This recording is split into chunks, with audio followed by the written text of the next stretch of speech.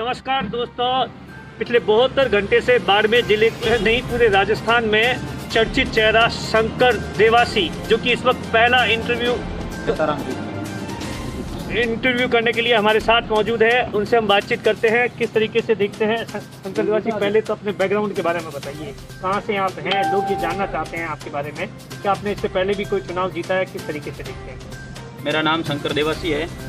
मेरा मूल गांव तारापुरा मठ है और मेरे वाइफ पिछली बार निर्दलीय पंचायत समिति सदस्य चुनी गई थी और मैं एक सामाजिक कार्यकर्ता के तौर पर काम करता हूं और मैं हमेशा समाज में जो बुराइयां हैं, मूर्ति बोझ है, नशा प्रवृत्ति ज़्यादा बढ़ रही है, उसके खिलाफ हमेशा जनता के साथ में।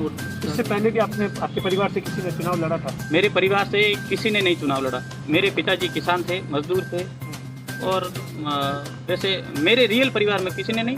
मेरे भाइयों में जो राजनीतिक। पंचायत समिति में किसने चुनाव लड़ा था? पंचायत समिति सदस्य में मेरी वाइफ। हाँ, उस वक्त क्या हुआ था और आज आपने जो घटनाक्रम बताया उसका क्या लिंक है? बात ये थी कि जो वैसे मैंने बाइट में बता दिया था, अभी वापस आपको पुनः बता रहा हूँ कि जो पंचायत समिति सदस्य पिछली बार चुनी गई थी मेरी वाइफ, उस समय निर्दलीय थे हम।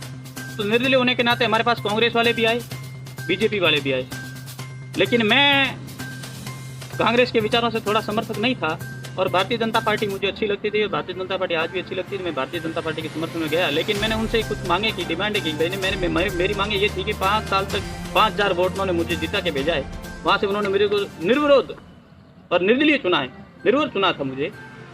तो उनसे मैंने ये कहा कि भाई 5 साल तक आप मेरा मन रखना। उन्होंने खूब मेरे से वादे किए कि आपको 5 साल तक जो आपको हो गया, आपका प्रत्येक काम होगा। यहाँ तक कि 1-1.5 लाख की घोषणा भी की थी शौचालय में टांका की, वो भी अभी तक नहीं हुई है। मतलब 1 रुपए का काम पंचायत समिति जो मुझे फंड के रूप में नहीं मिला जनता काम करने के लिए। जनता मुझे हमेशा ये कहती रहती कि आपने क्या किया 5 साल तक जनप्रतिनिधि। ये तो मैं मजबूत था, इधर उधर कहीं से सड़क लाया, कहीं से पाइप लाइन लाया, कहीं से हैंडपंप लाया, कहीं से ओपन वेल लाया। मैंने जनता का काम कराया, उनका मन जीता। और फिर जिला परिषद का चुनाव आपने बीजेपी के सिंबल पे लड़ा था? जी बिल्कुल। और उसके बाद में क्या हुआ, जब जीते उसके बाद में 5 होने के बाद में क्या करना था? ये राजनीति है और राजनीति में ये धर्म बनता है कि हमेशा सच्चाई के साथ, ईमानदारी के साथ, कर्तव्य निष्ठा के साथ हमें रहना चाहिए। मैं भारतीय जनता पार्टी ने मुझे सिंबल दिया, भारतीय जनता पार्टी मेरी माँ है, मैं ये कहता हूँ। उन्होंने मेरे सिंबल दिया और मैंने सिंबल पे चुनाव लड़ा, तो मैं भारतीय जनता पार्टी के साथ था और हूँ और रहूँगा भी।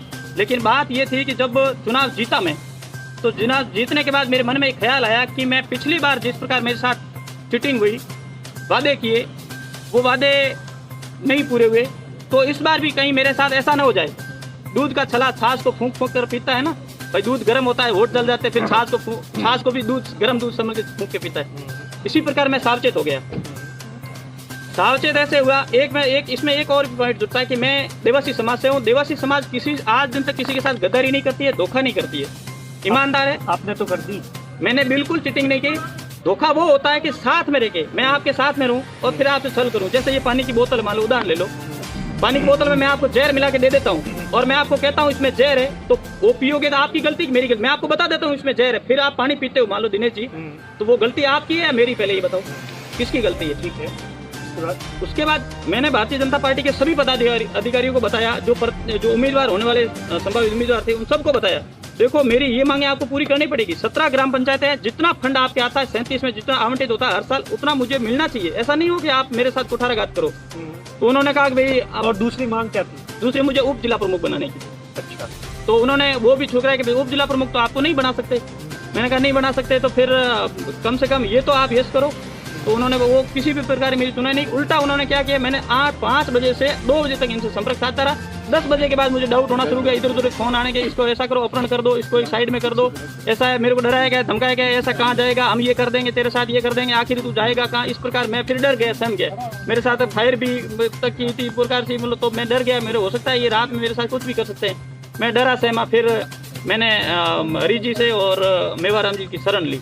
मैंने उनको और हरी जी और मेवाराम जी से भैया आप पूछ लेना, मैंने उनसे कमिटमेंट किया कि आप मेरे को किसी दबाव में नहीं रखोगे। मैं डरता हुआ आया हूँ, सामने आने वाले व्यक्ति को सांप ही नहीं काटते कहावत है। तो मैंने कहा मैं डरा हुआ आपके पास आया हूँ, आप मुझे बंधन में मत रखना कि आप हमारे को वोट दो। मेरा मन हुआ वहाँ वोट दूंगा। जहाँ वोट एक बंद कमरे में दिया जाता है, किसी की दिखावटी में नहीं दिया जाता है। मैंने उनसे निवेदन किया, मैं बंद कमरे में वोट होता है, मैं मेरे मन से वोट दूंगा, जिसको भी भारतीय जनता पार्टी को भी दे सकता हूँ, आपको भी दे सकता हूँ। मैंने ऐसा कहा था, मैंने ये नहीं कहा आपको दूंगा, लेकिन मैं किसी को भी वोट दे सकता हूँ, मेरा मन होगा। लेकिन मैं डरा हुआ आया हूँ, मुझे मेरे साथ ये कुछ भी कर सकता है, क्योंकि इनकी सरकार थी।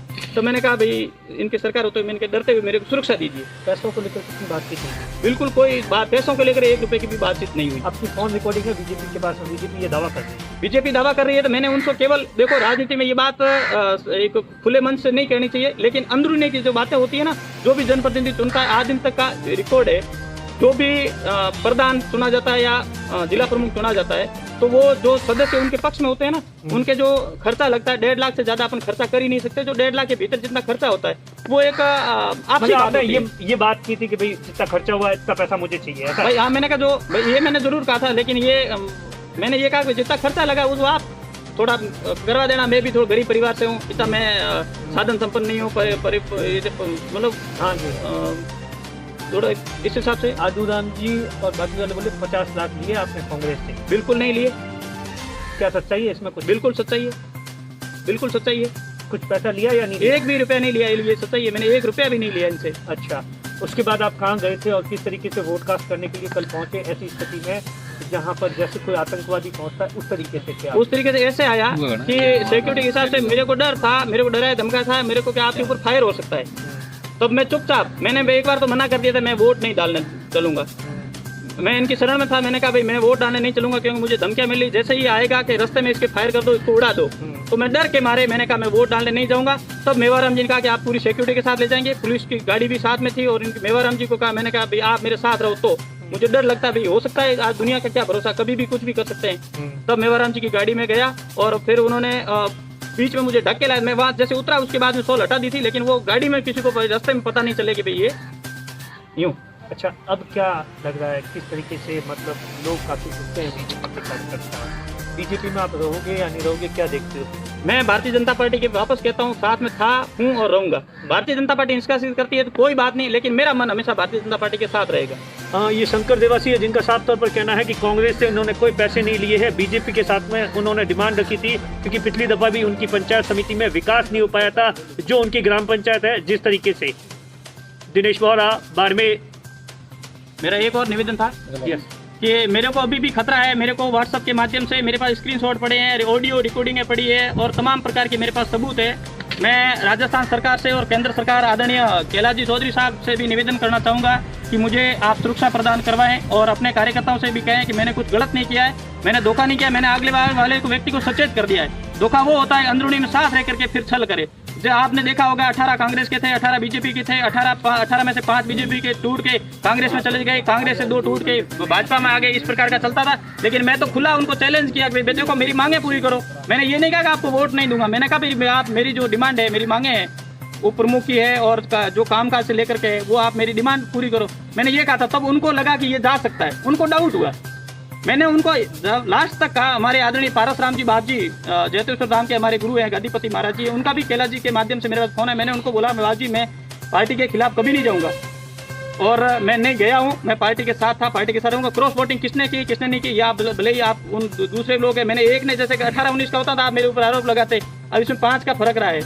और कैसे 5 का देखो, मैंने आपको बताया ना, ये इस प्रकार राजनीति मैंने अंदर से मतलब नजदीक से देखा है। मैं किसी का नाम नहीं लेना चाहता हूँ, लेकिन बाड़मेर में भी ये हुआ है, भाजपा के 18 में से 5 कांग्रेस में गए, कांग्रेस के 2 इसमें भाजपा में आए। भाई 18 कांग्रेस के थे, 5 भाजपा, 23 हो गए। 23 होने पे पीछे भाजपा के 13 बचे, लेकिन उसमें से कांग्रेस से भी टूट कर 2 क्रॉस वोटिंग भाजपा के पक्ष में हुई, तो वहाँ 23 से 21 हो गए और यहाँ 13 से 15 हो गए। एक आरएलपी वाले जुड़ने से 16 और 21 का अंतर रहा। मतलब ये बड़ी बात कही है कि कांग्रेस के अंदर भी खेमे के अंदर सेंधमारी हुई है। हुआ है, बिल्कुल हुआ है। और ये एक बाड़मेर में नहीं हुआ है, पूरे राजस्थान में हर जगह होता है। चौटन में आप देख लो, हर जैसलमेर में देख लो। ये लेकिन सुर्खियां तो आप ही बने। सुर्खियां मैं इसलिए बना क्योंकि मैं सच्चाई कह दी, मैं ईमानदार आदमी था, मैं धोखा नहीं किया, मेरे मन में किसी भी प्रकार का दगा धोखा करने की बात नहीं थी।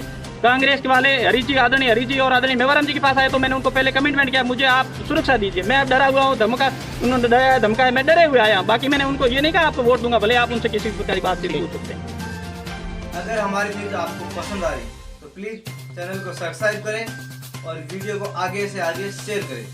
धन्यवाद।